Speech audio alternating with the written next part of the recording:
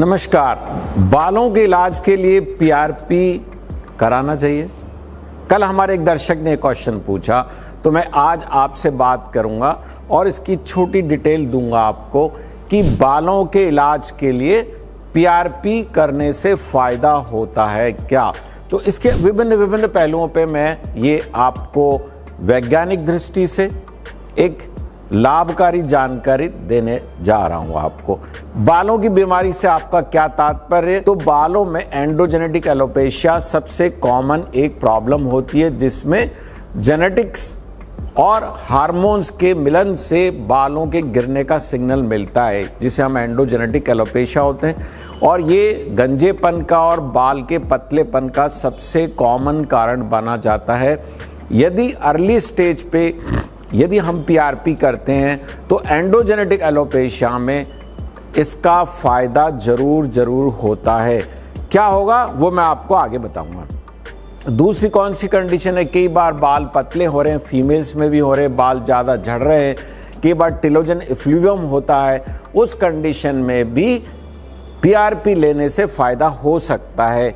कुछ ऐसी रिसर्च है, कुछ पेपर पब्लिश है, जिसके अंदर पीआरपी यदि एलोपेशिया इरिटा के अंदर दी जाती है, कुछ लोग पीआरपी के साथ में केनाकॉर्ड का इंजेक्शन देते हैं। स्कैरिंग एलोपेशिया में भी ये पाया गया है कि इसका फायदा हो सकता है।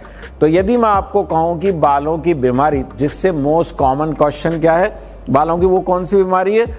पुरुषों में जो गंजापन हो रहा है, बाल पतले हो रहे हैं, हेयर लाइन पीछे जा रही है, यहाँ से बाल जा रहे हैं।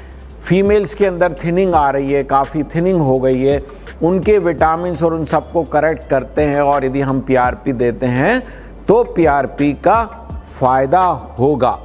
अब छोटा सा मैं बताता हूँ पीआरपी क्या है, पीआरपी कैसे बनाई जाती है, इसके बारे में भी संक्षिप्त में, हालांकि मैं अगले वीडियो में आपको डिटेल जानकारी दूंगा। पीआरपी आप ही के ब्लड से, ऑटोलोगस प्लाज्मा, आपके खुद से ब्लड लिया जाता है और उसको मशीन में डाल के कंसंट्रेटेड प्लेटलेट तैयार की जाती है और उसको इंजेक्ट किया जाता है, इसलिए इसको प्लेटलेट रिच प्लाज्मा कहते हैं। अब इसमें 5 टाइम्स प्लेटलेट होनी चाहिए। प्लेटलेट्स के अंदर कुछ ग्रेन्यूल्स होते हैं, वो ग्रेन्यूल्स ग्रोथ फैक्टर रिलीज करते हैं और वो आपकी बालों की जड़ें को स्टिमुलेट करता है, उनके स्टेम सेल को, और बालों की ग्रोथ को प्रमोट करता है। तो मैंने आपको बताया पीआरपी क्या है। इससे पहले मैंने आपको क्या बताया कि कौन सी बालों की बीमारी में फायदा होता है। अब मैं आपको तीसरा पार्ट इस वीडियो का बताने जा रहा हूं कि इसके अंदर फायदा क्या होगा और क्या नहीं होगा, क्योंकि कोई आवश्यक नहीं है कि तलवार से गर्दन और सब्जी दोनों काटी जाएगी। यह आवश्यक है जिस चीज के लिए जिसकी उपयोगिता, जिसके लिए बनाई गई है, उसी से उसका फायदा होता है। पीआरपी कब और किन कंडीशन में फायदा करेगी? PRP early stage of baldness है, थिनिंग ऑफ हेयर है, आपकी हेयर लाइन रिसीड हो रही है, क्राउन के बाल कम हो रहे हैं, मीन्स बाल हैं और पतले हैं और कमजोर है। ऐसी कंडीशन में यदि हम पीआरपी करेंगे तो हर हालत में फायदा होगा। कब होगा? अभी आपने पीआरपी करी और अभी 1 घंटे में फायदा, ऐसा नहीं होता है। अभी आपने पीआरपी करी और तुरंत आपको 15-20 दिन में, 1 महीने में परिणाम मिलेंगे, ऐसा नहीं होता है। इसमें समय लगता है कि पीआरपी का रिजल्ट आने में भी 2 से 3 महीने का समय लगता है। अतः जो लोग पीआरपी कराते हैं वो तुरंत या ना समझे कि आज हमने पीआरपी कराई और कल से हम अच्छा, जैसे आपने कॉस्मेटिक्स चेहरे पे लगाया, कोई भी चेहरे पे पाउडर लगाया और तुरंत उसका रिजल्ट आ जाता है, ऐसा नहीं होता है। तो इसको पीआरपी से अब मैं आपको बताने जा रहा हूं कि पीआरपी का लाभ आपको क्या मिलेगा। इसके बाद में मैं आपको बताऊंगा किन कंडीशन में फायदा नहीं होता है। तो मैं अब आपको बताने जा रहा हूं कि आपने पीआरपी ली, सही इंडिकेशन की कंडीशन में पीआरपी ली, अब आपको फायदा क्या होगा? जो पतले कमजोर बाल हैं वो आपके अच्छे होंगे। छोटे छोटे बाल होते हैं जिनको हम विलस हेयर बोलते हैं या मिनिचराइज हेयर बोलते हैं। एंडोजेनेटिक एलोपेशिया का प्रथम लक्षण क्या, कैरेक्टरिस्टिक फीचर क्या है? बालों का पतला होना। यदि आपके बाल पतले होना शुरू हो गए हैं, आपकी ग्रोथ धीरे हो गई है, जैसे आप ग्रोथ धीरे हो गई, आप इसको कैसे पहचानोगे? पहले हर महीने आप बाल कटाने जाते थे, अब आप 1.5 महीने पे कटाने जाने लग गए, मीन्स बालों की ग्रोथ स्लो डाउन होगी। तो slowing down of the hair and thinning of the hair is the characteristic feature of androgenetic alopecia. In that medicine के साथ में अपने विटामिन और अन्य डेफिशिएंसी को करेक्ट करते हुए यदि आप पीआरपी लेते हैं और प्रॉपर पीआरपी होती है, प्रॉपर कंसंट्रेशन के साथ होती है, तो आपको फायदा होगा।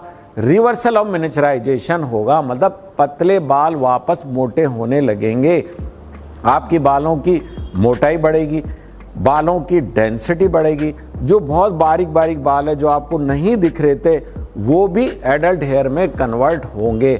2 फायदे। तीसरा फायदा हेयर फॉल भी कंट्रोल होता है। चौथा फायदा जो एंड्रोजेनेटिक एलोपेशिया के कारण हेयर लाइन रिसीड हो रही है, थिनिंग हो रही है, मिनिचराइजेशन होता है, उसकी स्पीड काफी कम हो जाएगी। तो ये 4 फायदे आपको पीआरपी से सर्टेनली होते हैं यदि प्रॉपर पीआरपी की जाती है। अब मैं आपको इसका अंतिम हिस्सा बता रहा हूं जिसमें मैंने कहा था ऐसी कौन सी कंडीशन है जिसमें पीआरपी का फायदा नहीं होगा। अक्सर पूछा जाता है कि मैं गंजा हो गया हूं, ग्रेड 7 बाल्डनेस आ गई है, जैसे ये फोटो में आप देख रहे हैं, और बिल्कुल गंजे सिरे पे, मतलब यहां पर मान लो ये चमड़ी चिकनी है, अब यहां पर मैं पीआरपी करूंगा तो यहां पर कोई बाल नहीं आने वाला। इसको कैसे समझेंगे? इलाज किसका किया जाता है? इंसान का। कब किया जाता है? जिंदा होता है।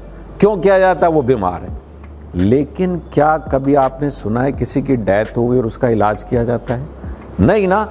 तो जहां चिकनापन आ गया वहां पर हेयर फॉलिकल मर गई है। तो गंजेपन का इलाज नहीं है पीआरपी।